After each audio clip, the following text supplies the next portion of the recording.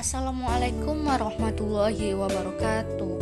Perkenalkan, nama saya Restu Nurfianti, NIM 2130111112. Kali ini saya ingin membahas materi 2, yaitu tentang landasan dan prinsip pembelajaran tematik.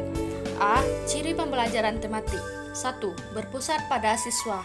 Karakteristik pembelajaran tematik dapat dilihat dari peran guru dan siswa. Dalam pembelajaran ini, guru berperan sebagai fasilitator yang memberi kemudahan pada siswa dalam melakukan aktivitas belajar. 2. Memberikan pengalaman langsung. Melalui pembelajaran tematik, siswa mendapat pengalaman nyata dari konsep-konsep yang telah dipelajari. 3. Pemisahan mata pelajaran tidak begitu jelas.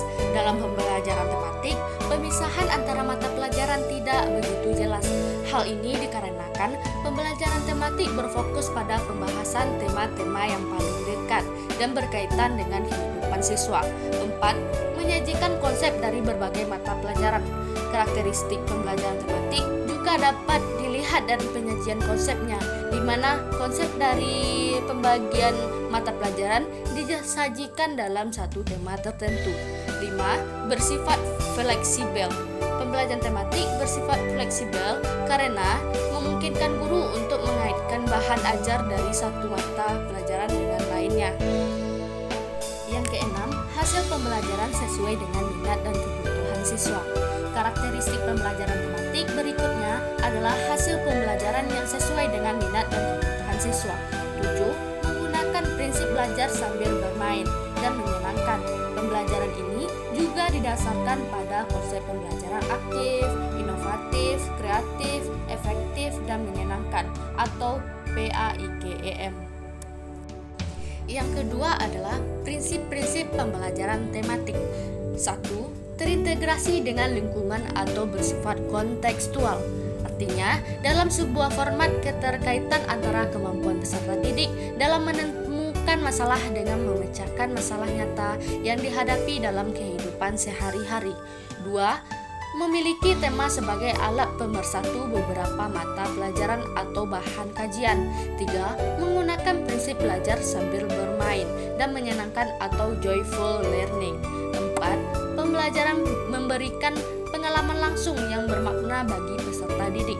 5. Menanamkan konsep dari berbagai mata pelajaran atau bahan kajian dalam suatu proses pembelajaran tertentu. 6. Pemisahan atau pembedaan antara satu mata pelajaran dengan mata pelajaran lain sulit dilakukan. 7. Pembelajaran dapat berkembang sesuai dengan kemampuan, kebutuhan, dan minat peserta didik. 8. Pembelajaran bersifat fleksibel. 9. Penggunaan variasi metode dalam pembelajaran. Kelebihan dan kekurangan pembelajaran tematik. Yang pertama yaitu kelebihan. 1. Pengalaman dan kegiatan belajar siswa akan lebih relevan dengan tingkat perkembangannya. 2. Kegiatan belajar dipilih sesuai dengan bakat dan kemampuan siswa. 3. Kegiatan belajar menjadi lebih bermakna untuk siswa sehingga akan diingat oleh siswa dalam waktu yang cukup lama. 4. Dalam mengembangkan keterampilan berpikir siswa dalam proses pembelajaran terpadu. 5. Dapat mengembangkan keterampilan sosial siswa seperti kerjasama, berkomunikasi, dan keinginan untuk mendengarkan pendapat orang lain. 6. Meningkatkan kerjasama antar guru dalam merancang kegiatan pembelajaran. 7. Pemahaman materi mata pelajaran menjadi lebih mendalam dan berkesan.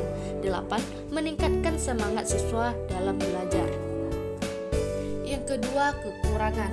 1. Menuntut guru untuk mempersiapkan diri sedemikian rupa, mulai dari memiliki wawasan yang luas, kreativitas yang tinggi, percaya diri, hingga kemampuan dalam menggali informasi dan pengetahuan. Tanpa persiapan yang matang, pembelajaran tematik akan sulit untuk diterapkan.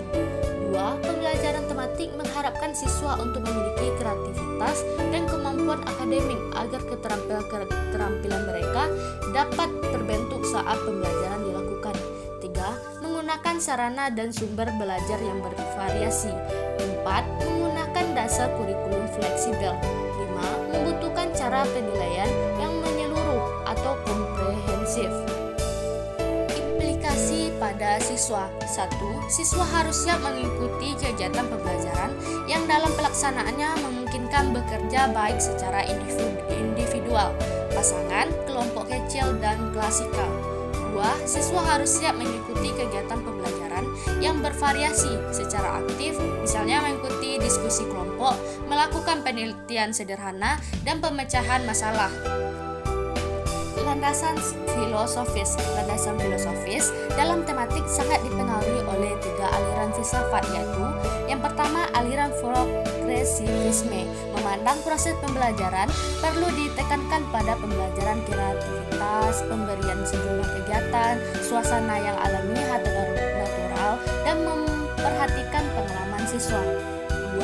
Aliran konstruktivisme, melihat pengalaman langsung siswa atau direct experiences sebagai kunci dalam pembelajaran.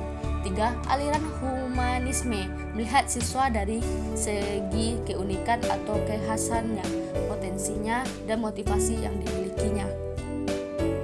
Rekomendasi. 1. Landasan psikologis. Landasan psikologis dalam pembelajaran tematik terutama berkaitan dengan psikologi, perkembangan peserta didik, dan psikologi belajar. 2. Landasan yuridis. Landasan yuridis dalam pembelajaran tematik berkaitan dengan berbagai kebijakan atau peraturan yang mendukung pelaksanaan pembelajaran tematik di sekolah dasar.